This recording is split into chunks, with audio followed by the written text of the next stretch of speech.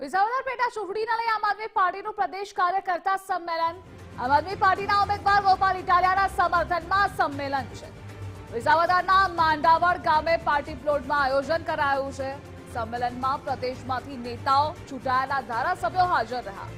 પેટા ચૂંટણી કયા મુદ્દાઓને લઈ લડવી તે અંગે ચર્ચા કરાઈ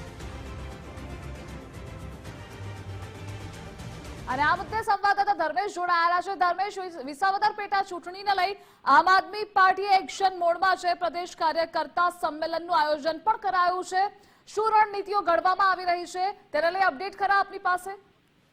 જી, ચોક્કસથી જણાવી દઉં કે વિસાવદરની પેટા ચૂંટણી જ્યારથી જાહેર થઈ છે ત્યારે આમ આદમી પાર્ટી દ્વારા પોતાના ઉમેદવાર હજી ચૂંટણીનો જાહેરાત નથી થઈ, એની પહેલા જ જે ઉમેદવાર છે તે જાહેર કરે ત્યારે તે અંતર્ગત થોડા દિવસો પહેલા જ ભારતીય જનતા પાર્ટી પક્ષ દ્વારા એક સીએમ ને બોલાવી કાર્યક્રમ કરવામાં આવ્યો હોય ત્યારે આમ આદમી પાર્ટી દ્વારા પણ આજે એક પ્રદેશ કાર્યકર્તા સંમેલનનું આયોજન કરવામાં આવ્યું છે। જે માંડાવડ ગામ છે ત્યાં એક પાર્ટી પ્લોટમાં આયોજન કરવામાં આવ્યું છે। ખાસ કરીને જે રણનીતિ નક્કી કરવાની વાત છે તો રણનીતિ નક્કી કરવામાં આવી રહી છે કે જે કોંગ્રેસ પક્ષના છે ઉમેદવાર કોઈ સામે પક્ષે ન ઉતારે અને ગઠબંધનથી લડાય તે બાબતે એની રણનીતિ હાલ ઘડવામાં આવી રહી છે। જી, જોડાવા બદલ ધર્મેશ, આભાર આપનો।